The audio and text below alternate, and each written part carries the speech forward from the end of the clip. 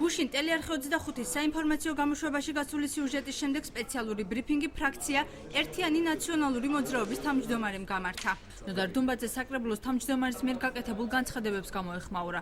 მან ირაკლი ჩავლეიშვილის მუნიციპალიტეტის საქმეების უკეთ გაცნობისაკენ მოუწოდა. ნოდარ დუმბაძე აცხადებს, რომ ჟილინის არხის რეაბილიტაციისთვის ქალაქს საკმარისი თანხა აქვს და სამუშაოების დასაწყებად ტენდერი უკვე გამოცხადებულია. მე მინდა ირაკლი ჩავლეიშვილი შევახსენო პირველი რომ უნდა ჩაიხედოს ქალაქ ბათუმის ბიუჯეტში, სადაც 5 თებერვალს იქნა გამოცხადებული ტენდერი 6.100.000 ლართან დაკავშირებით. ნოდარ დუმბაძე აცხადებს, რომ მისი ფრაქცია საქართველოს ინფრასტრუქტურის სამინისტროში წარდგენილი ინიციატივების შესახებ ინფორმირებული არ ყოფილა.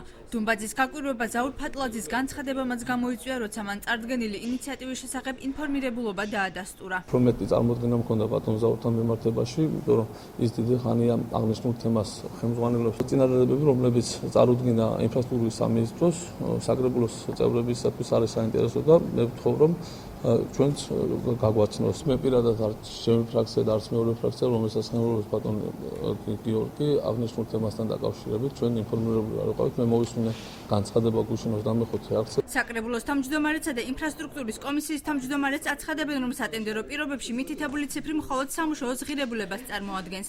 ტენდერი კი 2 მილიონი ლარის სამუშაოებზეა გამოცხადებული, ხოლო დამატებით თანხას ისინი სამუშაოების 1 წელში დასრულების მიზნით ითხოვენ. ტენდერი რა თქმა უნდა არის 6 მილიონისთვის გამოცხადებული.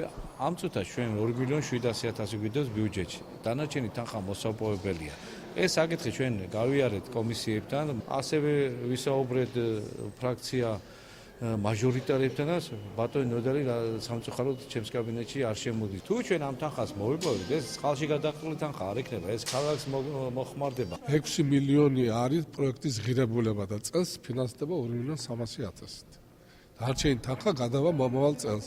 იმიტომ რომ რა თქმა უნდა, რომ წელს დამთავრდეს ეს ობიექტი. ნოდარ დუმბაძემ ირაკლი ჩავლეიშვილს არც მანთაშევის გადასასვლელის სხვა მიმართულებით გადატანის იდეა მოუწონა, რასაც რამდენიმე 10 მილიონი ლარი სჭირდება. მისივე თქმით, რამდენიმე 10 მილიონი ლარია საჭირო ნაპირგამაგრებითი სამუშაოების დასაფინანსებლად, რაც ფრაქცია ნაციონალური მოძრაობის ხელმძღვანელის აზრით უფრო მნიშვნელოვანია. აღნიშნული პროექტიდან ამოღებული და უბრალოდ მაინტერესებს თუ როგორ აპირებენ იმ საფლიაჟო ნაპირის გამაგრებას, სადაც ყოველ წლიურად ზღვის აღლვების დროს მიაქვს სანაპირო ზოლი. საკრებულოს თავმჯდომარემ განაცხადა, რომ საკითხი დღის წესრიგიდან არ ამოღებულა და უცხოელ პარტნიორებთან მოლაპარაკებები აქვს. ნაპირის სამუშაოების გამაგრებასთან დაკავშირებით ბატონ მარკ პოპესკუსთან ერთ-ერთ საკითხად ეს დავსვი, აქ ძალიან დიდი ინვესტიციებია ჩასადები და ბატონო მარკმა ეს საკითხი ჩაიწერა, ასე რომ ის საკითხები, რომელიც ქალაქს აწუხებს, ვარწმუნებ მოსახლეობასაც და ბატონ ნოდარსაც უყურადღებოდ ნამდვილად არ დარჩება.